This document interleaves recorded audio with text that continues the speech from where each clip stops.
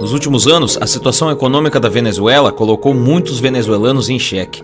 As principais notícias relacionadas ao país provavelmente envolveram temas como pobreza extrema, fuga em massa e uma população arrasada, enfrentando uma constante falta de itens de necessidade básica, como medicamentos, produtos de higiene e até mesmo comida. Ayer estuvo el diablo aqui.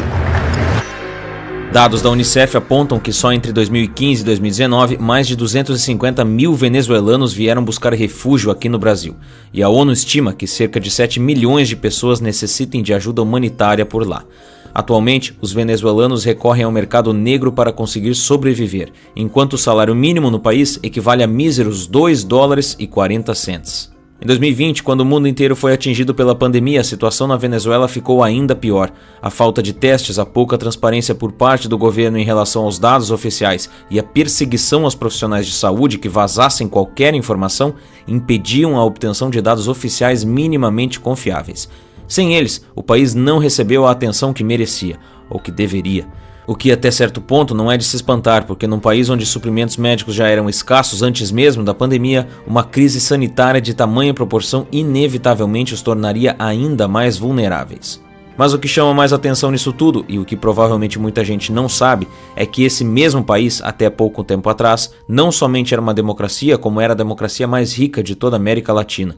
Um país tão influente e promissor que ajudou até mesmo seu principal arqui-inimigo, os Estados Unidos, prestando assistência a moradores de comunidades carentes da cidade de Nova York. Este é um presente vindo do coração do povo venezuelano para o coração do povo americano, foram as palavras do presidente da Citgo Petroleum, uma das empresas da Citgo América, subsidiária da estatal venezuelana, Petróleos de Venezuela, uma espécie de Petrobras venezuelana.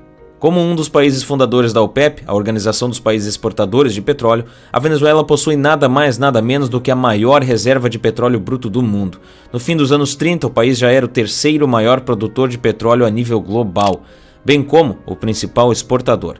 Durante a década de 50, a Venezuela viu seu PIB crescer de tal forma que no fim dos anos 50, o PIB per capita dos venezuelanos quase alcançou o da Alemanha Ocidental, que havia passado por um verdadeiro milagre econômico nas mãos de Ludwig Erhard. Em 1950, a Venezuela se tornou a quarta nação per capita mais rica do mundo. A produção de petróleo no país atingiu o auge na década de 70, quando a OPEP impôs um embargo aos Estados Unidos, fazendo o preço do barril quadruplicar. Nesse período, os venezuelanos passaram a receber os maiores salários da América Latina. Assim como outros países da América, a Venezuela era uma região habitada por povos indígenas até ser colonizada, nesse caso pelos espanhóis, pouco tempo depois de Colombo desembarcar no território em 1498. E assim permaneceu durante boa parte de sua história, até se tornar independente em 1819, sob a liderança de Simón Bolívar. A partir de então, a Venezuela se tornou parte de uma república chamada Gran Colômbia, formada da união de 4 países, Venezuela, Equador, Panamá e Colômbia. A aliança entre eles acabou em 1830, quando a Venezuela resolveu seguir sozinha após a morte de Bolívar. Depois disso, a história da Venezuela foi marcada por instabilidade política, diversas ditaduras, guerras civis e todo tipo de conflito. Nesse meio tempo, iniciava na Europa uma batalha de proporções nunca antes vista, a Guerra Mundial. A Primeira Guerra Mundial foi decisiva para a indústria petrolífera, já que pela primeira vez na história uma série de veículos motorizados estavam sendo usados em combate. Nesse período, meios de transporte como tanques, carros, caminhões, aviões e navios se tornaram parte fundamental dos esforços de guerra. Para se ter ideia do aumento do número de veículos durante a guerra, quando os britânicos lutaram na França em 1914, eles contavam com pouco mais de 800 carros e 15 motocicletas. No fim da guerra, 4 anos depois, a frota britânica tinha saltado para 23 mil carros, 34 mil motocicletas e 56 mil caminhões. Todos esses veículos significavam uma coisa, uma alta demanda por combustível, ou seja, por petróleo. Essa foi a oportunidade perfeita para os venezuelanos entrarem de vez no mercado internacional e assumirem uma posição de prestígio. Mas a relação da Venezuela com o petróleo é muito mais antiga e começou antes mesmo da chegada dos espanhóis. Os indígenas que habitavam a região já usavam a substância para diversos fins, desde a medicina até a iluminação. Durante o período colonial, os próprios espanhóis também tiraram proveito disso e a coroa espanhola organizou expedições com o objetivo de obter o máximo de petróleo possível. Mas a grande virada da Venezuela veio mesmo com o fim da Grande Guerra, quando o país descobriu que possuía reservas gigantescas de petróleo na região do Lago de Maracaibo. Tudo isso numa época em que o petróleo estava em alta, a demanda por ele só crescia e o mundo logo se tornaria extremamente dependente de seu uso. Assim como acontece até hoje. A partir daí o país se tornou um dos principais exportadores de petróleo do mundo. A produção era tão boa e estável que durante a Segunda Guerra Mundial a Venezuela era a fonte mais confiável de petróleo para os norte-americanos. Em 1976 o governo democrático nacionalizou a produção de petróleo e criou a Petróleos de Venezuela, ou PDVSA, uma companhia estatal responsável pelo petróleo. Mas nos anos 80 o preço do petróleo caiu e a economia venezuelana enfrentou uma de muitas crises que viriam. Além disso, a corrupção começava a se tornar muito mais visível no país e a situação política ficou extremamente delicada, o que resultou em ondas de protestos, forte repressão policial e muitas mortes. Todo esse cenário abriu caminho para que uma nova ideologia política ganhasse força e após tentar por 2 vezes assumir o país através de um golpe, o oficial militar Hugo Chávez foi finalmente eleito democraticamente em 1998, derrotando os partidos tradicionais. Chávez presidiu a Venezuela entre os anos de 1999 e 2013 e apesar de ser considerado uma figura controversa até os dias de hoje, foi incrivelmente popular entre os venezuelanos e sua ideologia política foi batizada com o seu nome. Era o início do chavismo na Venezuela. Uma das razões que explica a popularidade de Chávez tem a ver principalmente com uma série de programas sociais desenvolvidos durante o seu governo, que melhoraram substancialmente a qualidade de vida do povo venezuelano, ou pelo menos era o que eles achavam. O que aconteceria depois de 2013 ganharia um capítulo à parte nos livros de história. Chávez assumiu o poder prometendo diminuir a pobreza e a desigualdade através das vastas riquezas de petróleo do país. Com um discurso bastante alinhado à esquerda política, ele até parecia querer seguir a sua filosofia de dar poder ao povo. Uma de suas primeiras ações ao tomar posse foi convocar um referendo para saber se o povo apoiava a criação de uma nova Constituição. A resposta foi sim, com uma margem de vitória expressiva. Após isso, houveram mais 2 referendos sobre o assunto, um para decidir quem ia fazer parte da Assembleia Constituinte e outro para aprovar o texto pronto. Ambas as votações mostraram um apoio popular muito grande às políticas de Chávez. O presidente também estabeleceu cotas para a produção nacional de petróleo e prometeu acabar com a ineficiência da petrolífera estatal. No ano de 2000, o preço do barril de petróleo disparou e a Venezuela foi incrivelmente beneficiada com isso. Em 2001, ela era o país mais rico da América do Sul e todo esse dinheiro que entrou nos cofres públicos nos anos dourados da era do petróleo foi fundamental justamente para bancar as políticas sociais do governo Chávez. Durante esse período, ele estabeleceu programas de educação e saúde gratuitos, além de basicamente distribuir dinheiro para a população. As taxas de desemprego caíram pela metade, o número de pessoas em situação de extrema pobreza caiu de mais de 23% para pouco mais de 8%, e as cifras relacionadas à exportação do petróleo foram de menos de 15 bilhões de dólares em 99 para mais de 50 milhões em 2011. Chávez transformou a forma como a Venezuela gastava seu dinheiro, mas pouco fez em relação à forma como a Venezuela ganhava seu dinheiro, criando um país quase que totalmente dependente da exportação de uma única commodity, o petróleo. Suas ações tiveram efeitos imediatos e inicialmente positivos, mas na realidade, o que suas políticas realmente fizeram foi criar uma falsa sensação de prosperidade. Pouco a pouco, elas minaram a economia venezuelana, como um edifício cujas estruturas não suportariam o peso de todos os andares e, inevitavelmente, entraria em colapso. Ainda no início da década, o Chávez do povo começou a dar lugar a um Chávez autocrático. Quando em 2003 funcionários da PDVSA entraram em greve acusando o governo de interferir na cultura da empresa, Chávez demitiu uma série de funcionários e os substituiu por pessoas leais ao seu governo. Durante sua liderança, ele também acabou com a principal empresa de televisão, censurou a mídia, perseguiu adversários políticos e alterou a Constituição para passar mais tempo no poder, assim como fez Vladimir Putin na Rússia e Robert Mugabe no Zimbábue, um dos maiores ditadores da história. Tudo isso usando como justificativa as tentativas de golpe que sofreu durante seu governo. Hugo Chávez também se posicionou como o maior crítico dos Estados Unidos. Durante uma Assembleia Geral da ONU, em seu famoso discurso criticando o então presidente norte-americano George W. Bush, que tinha feito um discurso no dia anterior, Chávez afirmou: "Ontem o diabo estava aqui, bem aqui, e ainda cheira a enxofre."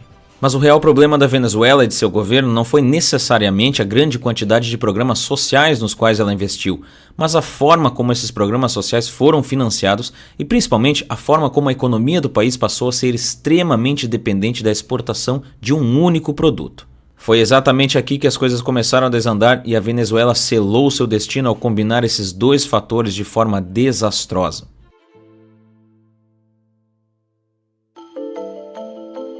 Durante os anos de alto lucro com a petrolífera estatal Petróleos de Venezuela, a renda do governo venezuelano era incrivelmente alta e os anos dourados pareciam que iam durar para sempre.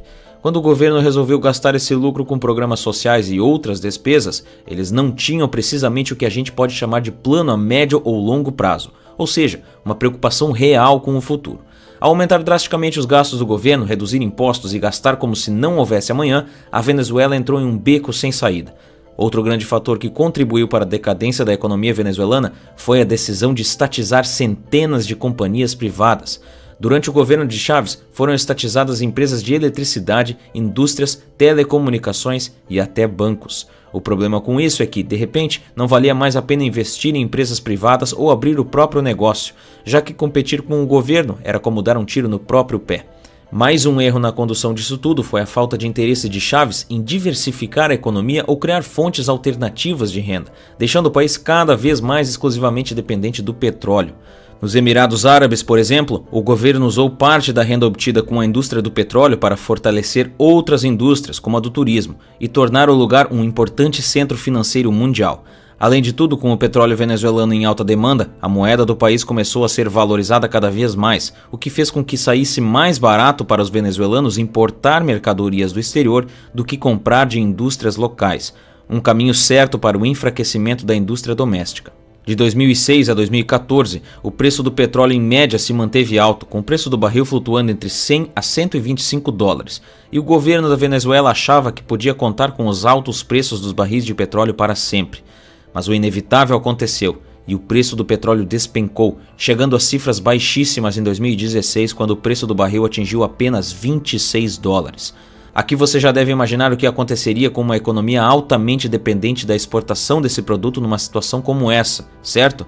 A essa altura, o país já era governado por Nicolás Maduro, que assumiu o poder depois da morte de Chávez em 2013. Ele herdou um país em queda livre e sua forma de governar não contribuiu muito para que as coisas deixassem de piorar.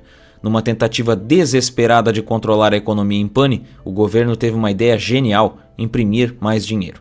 Em pouco tempo, a Venezuela mergulharia numa das maiores hiperinflações da história e o cenário se tornaria catastrófico.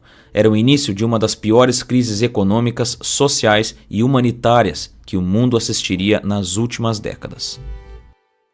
Enquanto seu país mergulhava em uma profunda crise, Nicolás Maduro fez questão de dificultar o trabalho de monitoramento da comunidade internacional, continuando o legado de Chávez de repressão política e censura. Em 2014, por exemplo, o Banco Central da Venezuela parou de divulgar dados sobre a economia de maneira regular. Apesar de não termos dados oficiais do governo, a gente sabe que toda a má gestão durante o governo Chávez e o governo Maduro levaram o país ao caos total, uma verdadeira sucessão de falhas inacreditáveis que teriam consequências catastróficas. Todas as indústrias venezuelanas colapsaram, com exceção da petrolífera, e mesmo com todos os erros, a Venezuela ainda continua extremamente dependente dela e o petróleo representa 95% das exportações do país. A hiperinflação fez com que o bolívar venezuelano passasse a não valer nada. Na data em que esse vídeo foi feito, $1 americano equivale a mais de 4 milhões de bolívares, segundo o Google Finance. Em 2014, no início da crise, esse valor era de pouco mais de 6 bolívares. É como se $1 americano passasse a valer mais de 4 milhões de reais em poucos anos. Maduro estabeleceu um preço fixo para alguns tipos de alimentos, como ovos e manteiga. Mesmo assim, eles custam mais do que um salário médio mensal e a escassez de comida força a população a aderir ao mercado negro. Um exemplo da precariedade dos salários por lá é que, mesmo com um multiplicador sobre o salário por profissionalização e tempo de serviço, uma espécie e abono salarial, um funcionário público com doutorado e 20 anos de carreira não chega a ganhar mais do que $35 por mês, o que não cobre nem a cesta básica e não é suficiente nem para sobreviver. A criminalidade e a violência estampam os 4 cantos da nação, o que não é de se espantar. Feirantes vendem carne podre por conta dos blackouts constantes que impedem a refrigeração adequada do alimento e, mesmo assim, muitos clientes só conseguem pagar por restos, como as patas do boi ou gordura. Trabalhadores agora desempregados vasculham lixo em busca de comida. Por essas e outras, não é difícil entender por que tantos venezuelanos têm tentado desesperadamente fugir do país, procurando refúgio nos países vizinhos. Isso inclui profissionais qualificados, até mesmo os das petrolíferas, afundando ainda mais a produção nacional e agravando ainda mais a crise econômica, como um grande efeito dominó. Segundo a Human Rights Watch, mais de 5 milhões de pessoas saíram do país desde 2014, o equivalente a cerca de 18% da população venezuelana. Enquanto isso, Nicolás Maduro aperta o cerco contra seus opositores políticos, controlando cada vez mais as instituições nacionais, o que significa que é improvável que vejamos ele deixar o poder em breve. Um estudo feito entre 2019 e 2020 pela Universidade de Caracas mostrou que 96% da população venezuelana foi considerada pobre e desses, 70% viviam em estado de extrema pobreza. Com todas as outras indústrias quebradas, uma das esperanças da Venezuela é a recuperação do mercado petrolífero, de forma que o dinheiro comece a entrar novamente e investimentos para diversificar a economia possam ser feitos. Mas para isso acontecer, a verdadeira esperança da Venezuela está em conseguir voltar a ser um país democrático, colocando um ponto final nos regimes ditatoriais e corruptos, que afundaram o país numa tentativa incontrolável de manter políticas populistas economicamente insustentáveis. Os últimos anos foram marcados por uma crescente preocupação por parte das organizações, sobretudo daquelas da iniciativa privada, em relação à sustentabilidade e responsabilidade social, de tal forma que hoje é muito mais difícil prever qual rumo a indústria petrolífera tomará nos próximos anos e se ou quanto a sua influência será reduzida daqui para frente. Apesar da economia brasileira também não andar nada bem, do desemprego e da inflação batendo recorde a cada dia que passa e das notícias de corrupção envolvendo a nossa política terem se tornado uma espécie de enredo da sessão da tarde, nós ainda não estamos no mesmo caminho que a Venezuela. Ainda. A indústria brasileira tem muito o que melhorar, isso é fato, mas a nossa economia ainda é muito mais diversificada que a venezuelana. A nossa agropecuária é forte e o petróleo representa uma parcela muito menor do PIB brasileiro, embora ainda seja uma parcela significativa. Também temos uma diversidade de riquezas naturais maior que na Venezuela, em grande parte por conta da extensão territorial brasileira, que é o 5º maior país em extensão territorial do mundo. Nós exportamos minério de ferro, cana-de-açúcar, aço, café e soja. Isso não quer dizer que a economia do nosso país deva servir de exemplo ou que a gente não precise ficar de olho caso uma possível crise como a da Venezuela esteja prestes a acontecer. Na verdade, independente da nossa ideologia política, é essencial ter em mente que é nosso dever fiscalizar as políticas adotadas pelos nossos governantes, sejam elas quais forem, e pressioná-los ao menor sinal de má gestão. Não esqueça que eles trabalham para você. Afinal, a Venezuela é só mais um entre tantos outros exemplos de país onde péssimas políticas e altos índices de corrupção atropelaram oportunidades e faliram uma nação que tinha tudo para dar certo. Mas existem várias outras formas de falir um país.